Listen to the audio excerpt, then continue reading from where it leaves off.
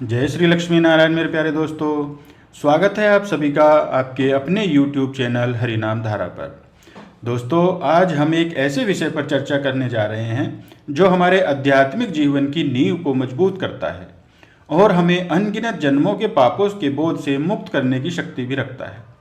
यह विषय है अपरा एकादशी। ज्येष्ठ मास के कृष्ण पक्ष की इस पावन तिथि को अपरा या अचला एकादशी के नाम से जाना जाता है। अपरा शब्द का अर्थ ही है अपार, यानी वह जो हमें अपार पुण्य, अपार धन और अपार शांति प्रदान करे। अक्सर हम एकादशी को केवल एक उपवास या खाने पीने के परहेज के रूप में ही देखते हैं, लेकिन इसके पीछे छिपा हुआ विज्ञान और भगवान की करुणा अत्यंत गहरी है। जब हम इस व्रत के मूल को समझते हैं, तब हमें एहसास होता है कि यह केवल शरीर को भूखा रखने की प्रक्रिया नहीं है, बल्कि आत्मा को परमात्मा के निकट ले जाने का एक सुनहरा अवसर है। इस पावन तिथि की उत्पत्ति के पीछे एक बहुत ही धार्मिक और कथा छुपी हुई है। शास्त्रों के अनुसार जब भगवान ने सृष्टि की रचना की और सभी जीवों को उत्पन्न किया, तो उनके साथ साथ पाप भी प्रकट हुए। इन सभी पापों के संचित स्वरूप से एक पाप पुरुष की रचना हुई। भगवान ने देखा कि भौतिक जगत की चकाचौंध में जीवात्माएं बहुत आसानी से पाप की ओर झुक जाती हैं और परिणाम स्वरूप उन्हें बार बार नरकों की यातनाएं झेलनी पड़ती हैं। अपनी संतानों को इस कष्ट में देखकर परम कृपालु भगवान का हृदय जो है वो द्रवित हो उठा। अपनी असीम करुणा के कारण उन्होंने अपनी ही श्री अंग से एकादशी को प्रकट किया। एकादशी के प्रकट होते ही पापों का प्रभाव कम होने लगा और लोग इस व्रत के माध्यम से शुद्ध होने लगे। इससे वह पाप पुरुष भयभीत हो गया और भगवान की शरण में जाकर प्रार्थना करने लगा कि यदि एकादशी का प्रभाव इतना प्रबल रहा तो उसका अस्तित्व समाप्त हो जाएगा। तब भगवान ने उसे आदेश दिया कि एकादशी के दिन तुम अन्न यानी अनाज में निवास करो। यही कारण है कि एकादशी के दिन अन्न का त्याग अनिवार्य माना गया है, क्योंकि उस दिन अन्न ग्रहण करना साक्षात पाप को अपने भीतर उतारने के समान है। अपरा एकादशी की महिमा इतनी विशाल है कि इसे पाप रूपी विशाल वृक्ष को काटने के लिए एक कुल्हाड़ी के समान माना गया है। महाराज युधिष्ठिर ने जब भगवान श्री कृष्ण से इस एकादशी का महत्व पूछा, तो स्वयं भगवान ने इसकी व्याख्या की। उन्होंने बताया कि यह एकादशी उन भयंकर पापों को भी नष्ट करने की शक्ति रखती है जिनसे मुक्ति पाना सामान्यतः असंभव सा लगता है। ब्रह्म हत्या, परस्त्री गमन, झूठी गवाही देना या दूसरों की निंदा करना, यह ऐसे अपराध हैं जो मनुष्य के आध्यात्मिक मार्ग को पूरी तरह अवरुद्ध कर देते हैं। यहाँ तक कि वह शिष्य जो अपने गुरु से शिक्षा तो ग्रहण करता है, लेकिन पीठ पीछे उनकी निंदा करता है, वह घोर नरक का भागी होता है। परंतु अपरा एकादशी का व्रत श्रद्धापूर्वक करने से ऐसे पतित मनुष्य को भी प्रेत योनि या नरक से मुक्ति मिल सकती है। यह व्रत हमारे भीतर की मलिनता को जलाकर राख करने वाली वह अग्नि है जो हमें पुनः भक्ति के प्रकाश की ओर ले जाती है। यदि हम इसके फलों की तुलना करें तो शास्त्रों में बताया गया है कि जो पुण्य कार्तिक पूर्णिमा पर पुष्प कर्म में स्नान करने से या प्रयागराज के माघ स्नान में मिलता है, वही फल केवल एक अपरा एकादशी का व्रत रखने से प्राप्त हो जाता है। चाहे वह कुरुक्षेत्र में सूर्य ग्रहण के समय स्वर्ण दान करना हो या बद्रीनाथ और केदारीनाथ के दर्शन करना हो, अपरा एकादशी इन सभी तीर्थों और दानों के संचित फल के बराबर शक्ति रखती है। इसे अचला भी इसलिए कहा जाता है क्योंकि वह भक्त के भाग्य को अचल बना देती है और उसे संसार में कीर्ति और मृत्यु के पश्चात विष्णु लोक का अधिकारी बनाती है।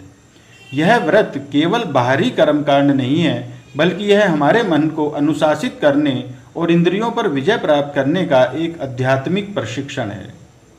इस एकादशी की शक्ति को समझने के लिए राजा महिध्वज की कथा अत्यंत प्रेरणादायी है। राजा महिध्वज एक धर्मात्मा और न्यायप्रिय शासक थे, लेकिन उनका छोटा भाई वज्रध्वज अधर्म के मार्ग पर था।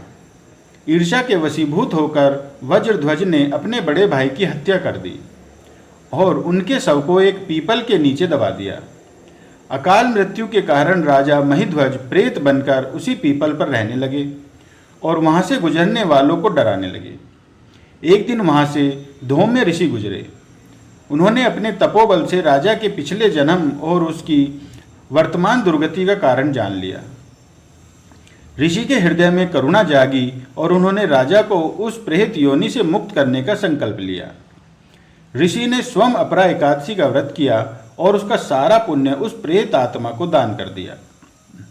उस पुण्य के स्पर्श मात्र से राजा महिध्वज का प्रेत शरीर छूट गया और वे दिव्य देह धारण कर स्वर्ग की ओर प्रस्थान कर गए।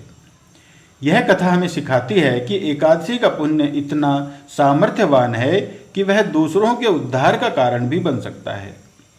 वर्तमान समय में जहां हम चारों ओर मानसिक अशांति और अनैतिकता देखते हैं, वह अपरा एकादशी का व्रत हमारे लिए एक सुरक्षा कवच की तरह काम करता है।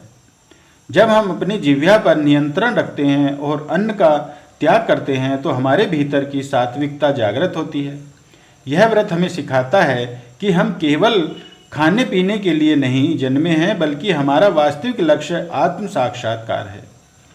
एक भक्त के लिए एकादशी अर्थ है उपवास, जिसका शाब्दिक अर्थ है भगवान के समीप वास करना। जब हम शरीर की आवश्यकताओं को कम करते हैं, तभी हम आत्मा की पुकार सुन पाते हैं। इस दिन हमें अधिक से अधिक भगवान का नाम जप, भागवत गीता का पाठ और वैष्णव की सेवा में समय व्यतीत करना चाहिए।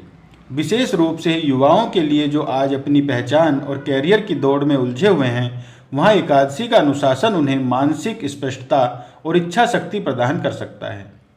जो एकादशी के नियमों का पालन कर सकता है, वह जीवन के किसी भी संघर्ष में अपनी इंद्रियों पर विजय पा सकता है। अपरा एकादशी हमें यह विश्वास दिलाती है कि हमारे अतीत की गलतियां चाहे कितनी भी बड़ी क्यों न हो जाएं, भगवान की करुणा उससे कहीं अधिक विशाल है। बस हमें एक कदम उनकी ओर बढ़ाना है। यह व्रत हमें अक्सर अवसर देता है कि हम अपने जीवन की स्लेट को फिर से साफ करें और भक्ति के पथ पर से एक नई शुरुआत करें। आज के इस भागदौड़ भरे जीवन में हम अक्सर भूल जाते हैं कि हमारे कार्यों के परिणाम हमारे साथ साथ चलते हैं। अपरा एकादशी हमें उन कर्मों के जाल से बचाने का मार्ग दिखाती है। यह व्रत पाप रूपी ईंधन को जलाने के लिए सूर्य के समान है और अज्ञान के अंधकार को मिटाने के लिए प्रकाश पुंज है।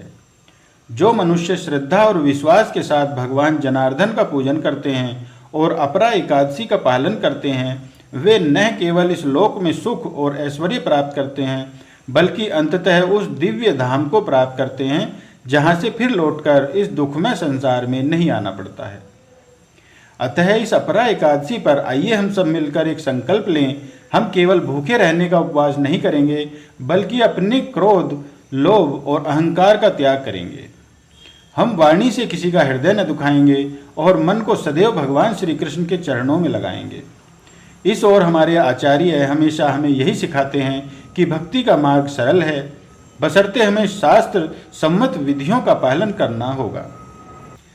अपरा एकादशी हमें वह सामर्थ्य प्रदान करती है कि हम अपने जीवन को शुद्ध कर सकें और गौ सेवा, शास्त्र अध्ययन एवं नाम संकीर्तन के माध्यम से अपनी आत्मा का कल्याण कर सकें। भगवान की यह करुणा हम सभी पर बनी रहे और हम भक्ति के इस मार्ग पर अडिग रहें, हमारी यही प्रार्थना है। आप सभी को अपरा एकादशी की हार्दिक शुभकामनाएं। तो बोलिए जय श्री लक्ष्मी नारायण, जय जगन्नाथ, जय दीनानाथ, जय मधुसूदन, जय सियाराम, जय श्री कृष्णा, राधे राधे।